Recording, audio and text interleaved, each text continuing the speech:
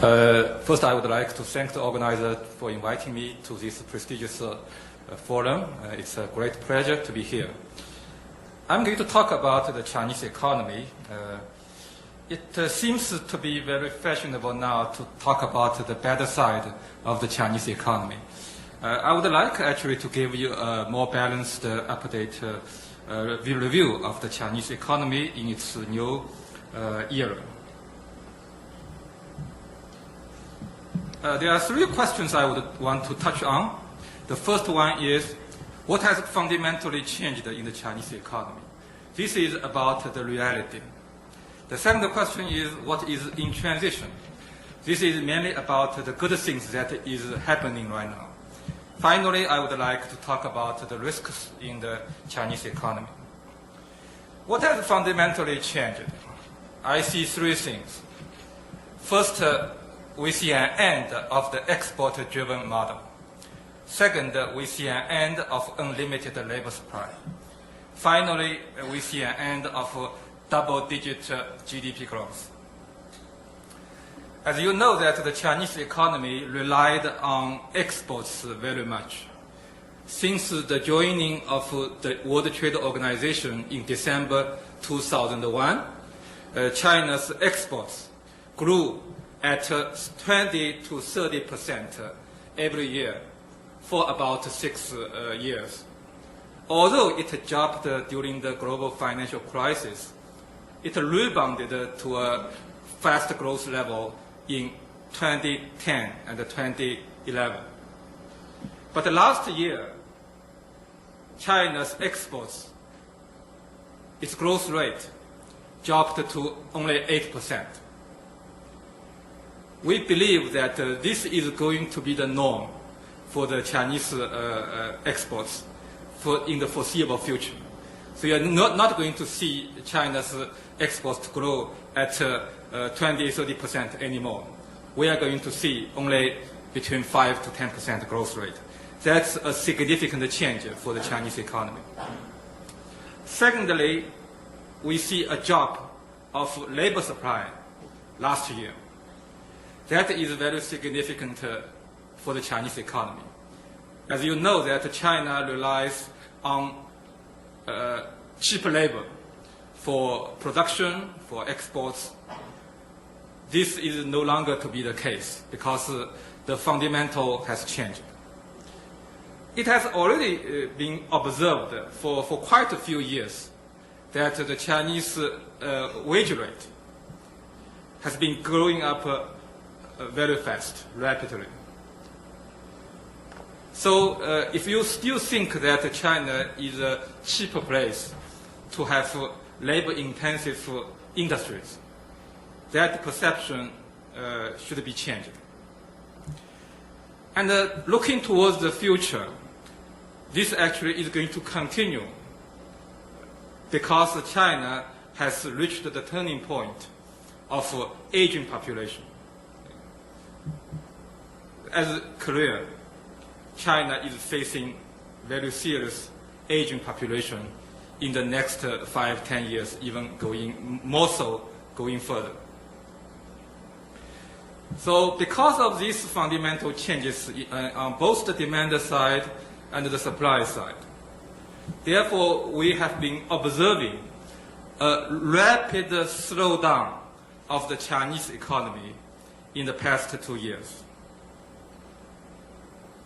Indeed, this process started before the global financial crisis. China used to grow at 11-12% a year. But that situation changed starting from about 2007, 2008. But during the financial crisis, the government spent lots of money to push up the economy to 12% growth rate again. That actually was a very bad judgment on the government side. After that, the government no longer intervened in such a big fashion. Therefore, you can observe that the Chinese growth rate, the quarterly year-on-year growth rate in this chart, dropped from 12% all the way to about 7.5% right now. Last quarter, the number is 7.7% for the first quarter of this year. It's very interesting that the outside world seemed to be surprised by the 7.7% growth rate of the Chinese economy. But the government itself was really not surprised, because this is exactly what is happening in China. This is the reality. The reality is that Chinese potential GDP growth rate has dropped to about 7.5% for the next 5 to 7 years. That's because China, when it was 30 years ago, was a low-income country with GDP per capita about $300 US. But after 30-year rapid growth, China is now an upper middle income country with GDP per capita of $5,000 US. Okay? So you do not have that much room to catch up anymore.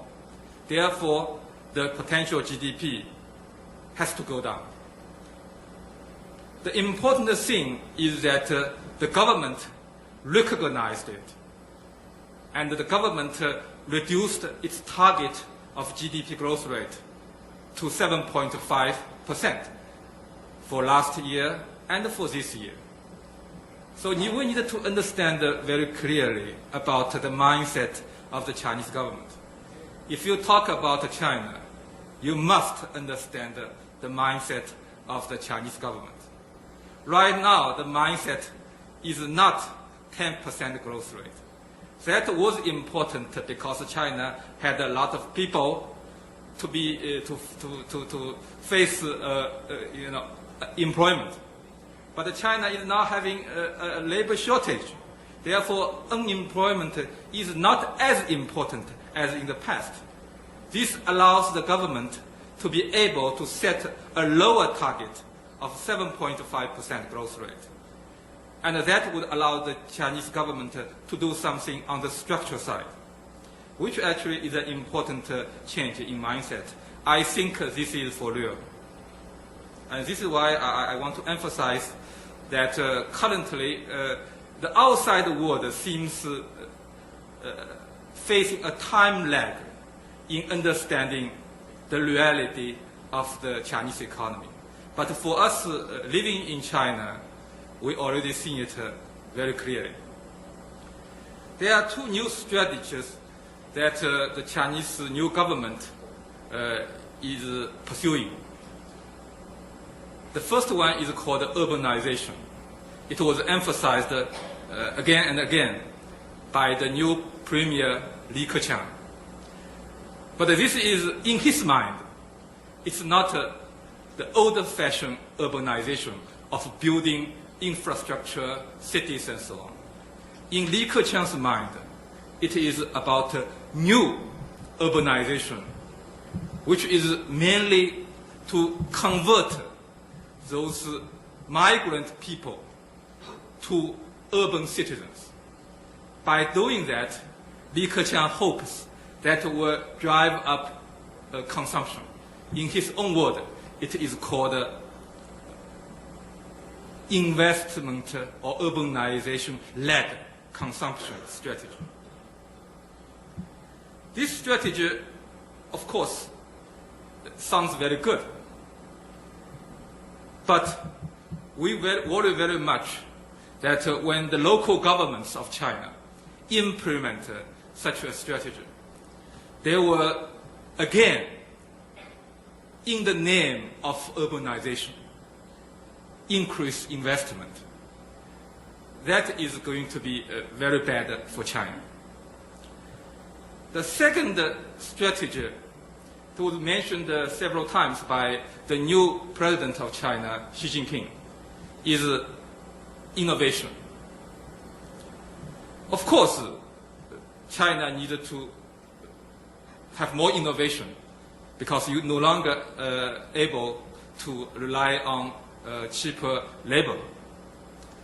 But again, it's very difficult. If we look at the data, China's research and development intensity is actually not that low. It's clearly lower than Japan, Korea, US, Singapore. But those are advanced countries. Comparing with most emerging economies, China's R&D intensity is relatively high. Moreover, we can see that it is on the rise very quickly.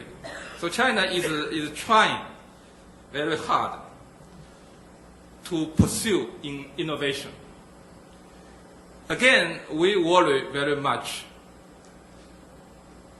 that this innovation,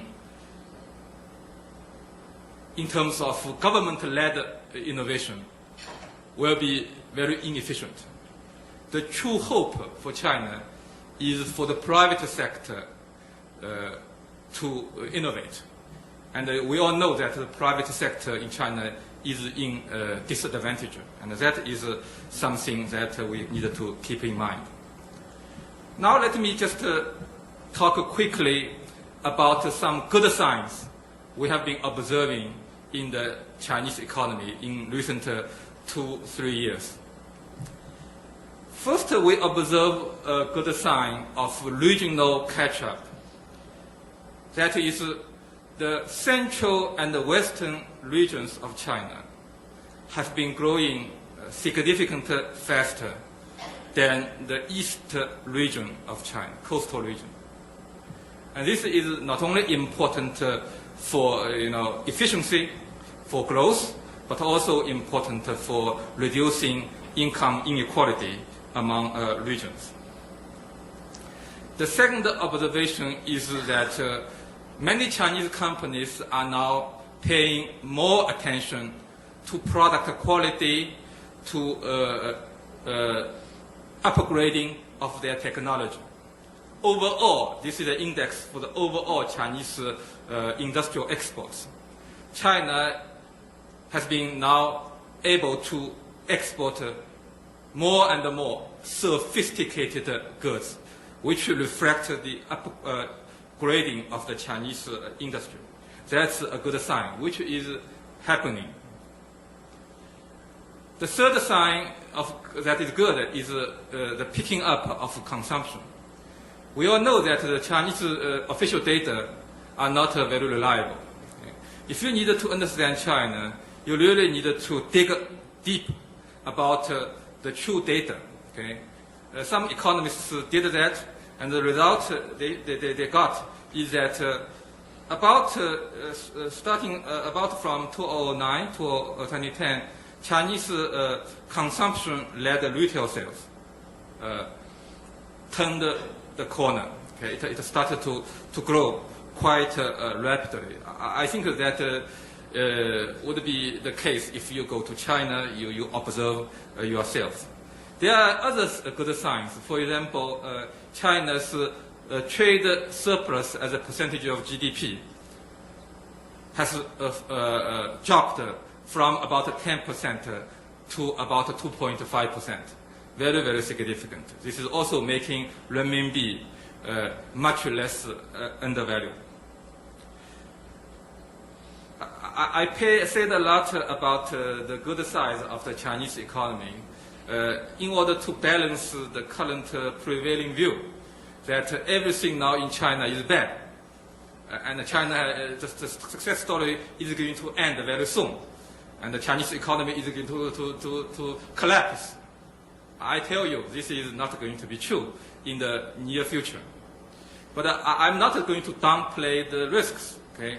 There are two types of risks in the Chinese economy. The first is macroeconomic risks. Because the government, in order to stimulate the economy, injected lots of money, which was reflected in this chart, especially during the 2008-2009 financial crisis period. Therefore, this money, what has been chasing the real estate. So China's housing price is extremely high. Okay. And the local government want to benefit from this rising housing market. Therefore, the local governments invest a lot in real estate. Where do these local governments get money? They get money from Chinese banks. The major Chinese banks are state-owned. So you can see the risk. Local government debts are very high.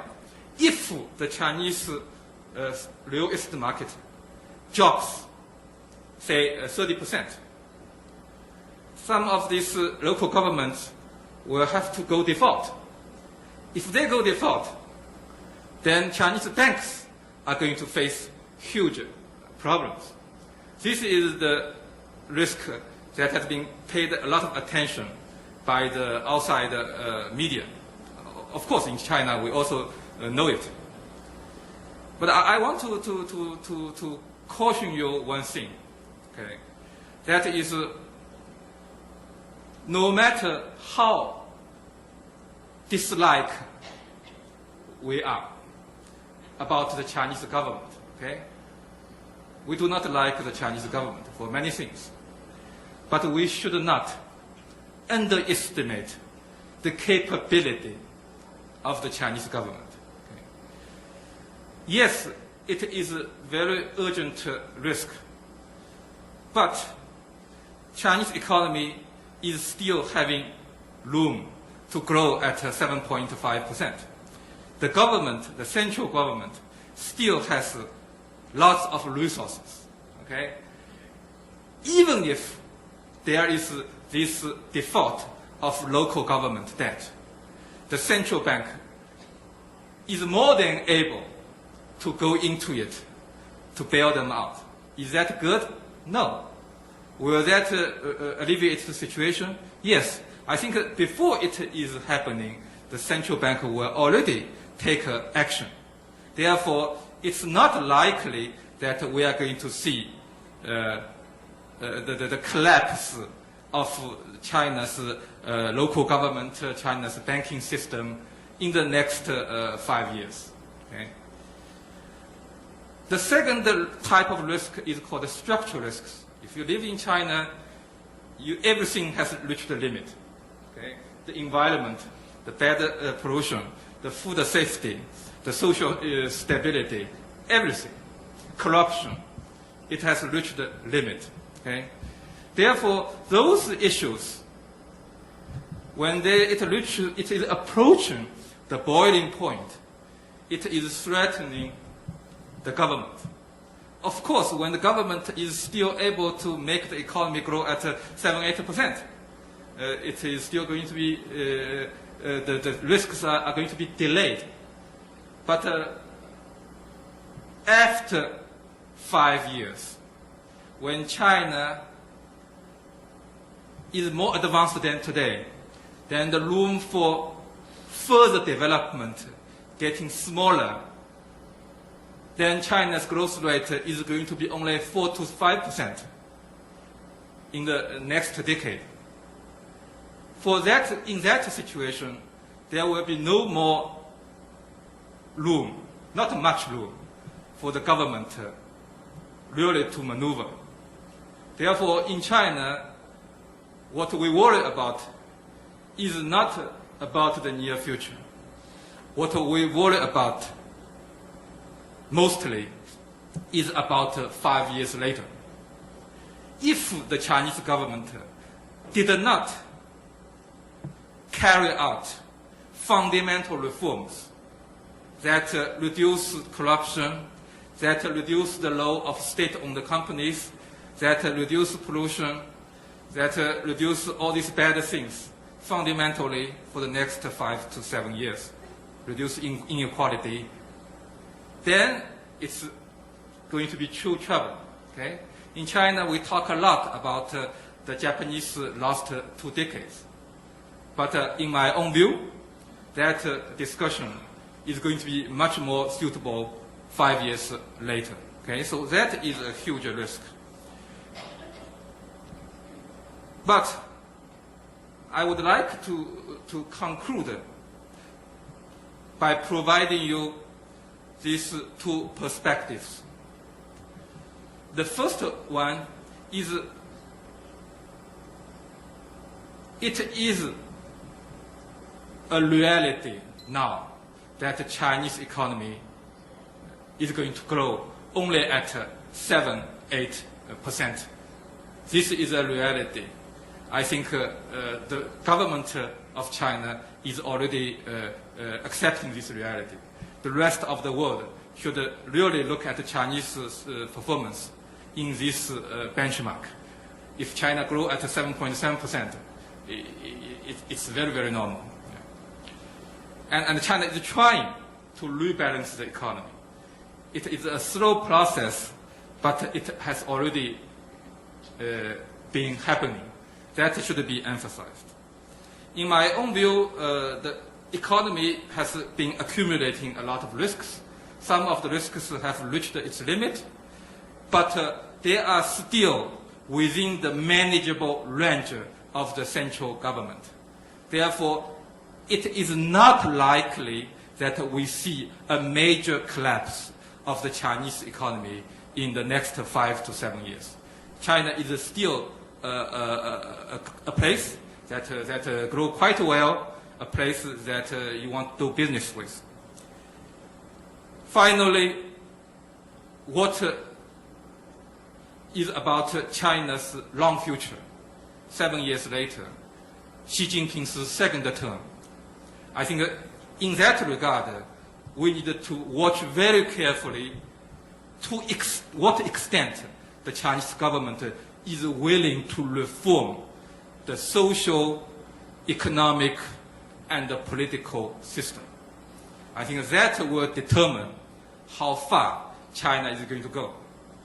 I think China is not going to be an exception. I agree with many analysts that sooner or later China is going to face a recession in China's, in the sense of Chinese economy, meaning 3% or below 4% growth rate. Sooner or later, this will happen. Sooner or later, China's housing price is going to drop by 20-30%. But I don't think that is going to happen within the next 5 years. I think we need to watch very carefully to this kind of risk, but the risks may be 5 years later. Okay? So that's all what I want to say. Thank you very much.